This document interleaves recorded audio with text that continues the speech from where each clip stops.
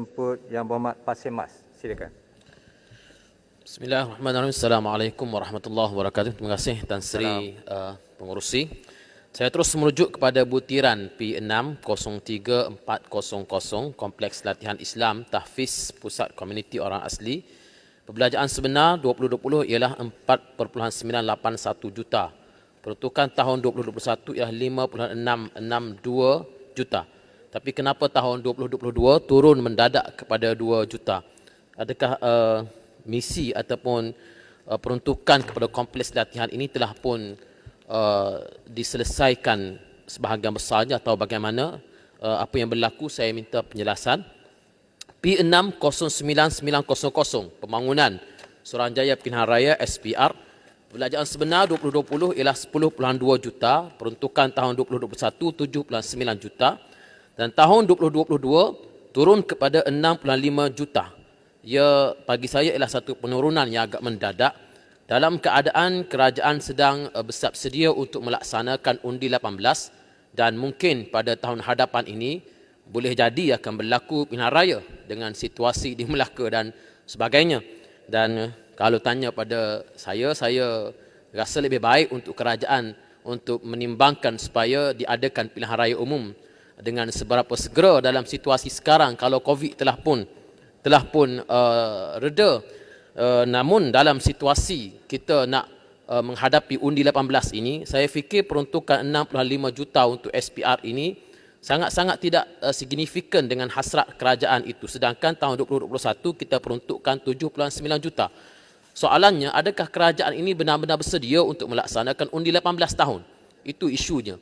Kerajaan telah berkali-kali menyatakan komitmen bahawa undi 18 ini tetap akan dilaksanakan dan telah mengambil keputusan untuk tidak membuat rayuan terhadap kes yang berlaku apabila kita disaman oleh beberapa belia untuk meminta hak mereka untuk mengundi. Jadi dalam isu 18 tahun ini saya mohon penegasan daripada kerajaan dalam pilihan raya umum yang akan datang, nak atau tak nak, apa jua yang berlaku sekalipun, undi 18 ini wajib untuk dilaksanakan.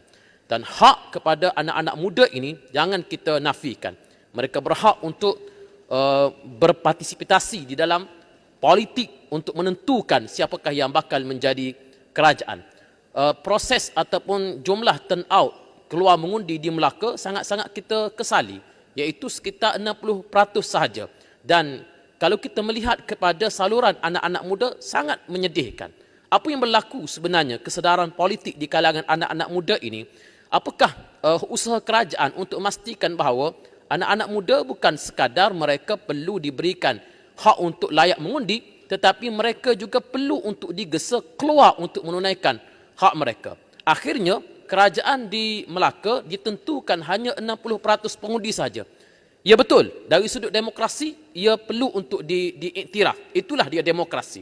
Tetapi dari sudut realitinya, ia seolah-olah tidak dihiraukan atau sebahagian daripada rakyat seolah-olah tidak hirau lagi siapa yang memerintah.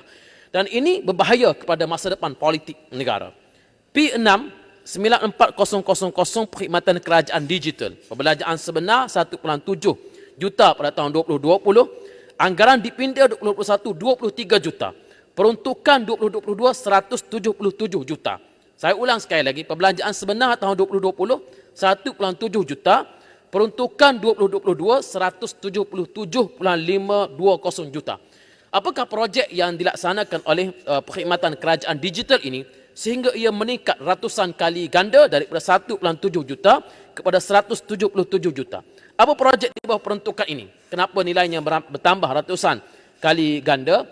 Apakah ia melibatkan software ataupun perisian-perisian tertentu? Saya mohon penjelasan. B8, berhubung Jabatan Peguam Negara, saya ingin bertanya, setakat manakah komitmen kerajaan untuk memisahkan fungsi Peguam Negara dan pendakwa raya yang telah disebut oleh menteri sebelum ini daripada Kota Baru bahawa kerajaan telah memberikan komitmen untuk memisahkan fungsi kedua-duanya ini bagi menjamin aspek keadilan dan memenuhi prinsip keluhuran undang-undang. Kalau perlu kepada pindaan perlembagaan, apakah langkah-langkah kerajaan yang telah dilaksanakan untuk menuju ke arah cita-cita ini? Di bawah peruntukan SPRM B9050300 penyelenggaraan bangunan one-off Tahun 2021 kosong. Tahun 2022 diperuntukkan 5 juta untuk peruntukan perniagaan aset bangunan ini. Apakah aset bangunan yang diselenggara dengan peruntukan yang tiba-tiba diwujudkan 5 juta ini? Terima kasih Tan Sri Pengerusi. Terima kasih Yang Berhormat Pak Simas.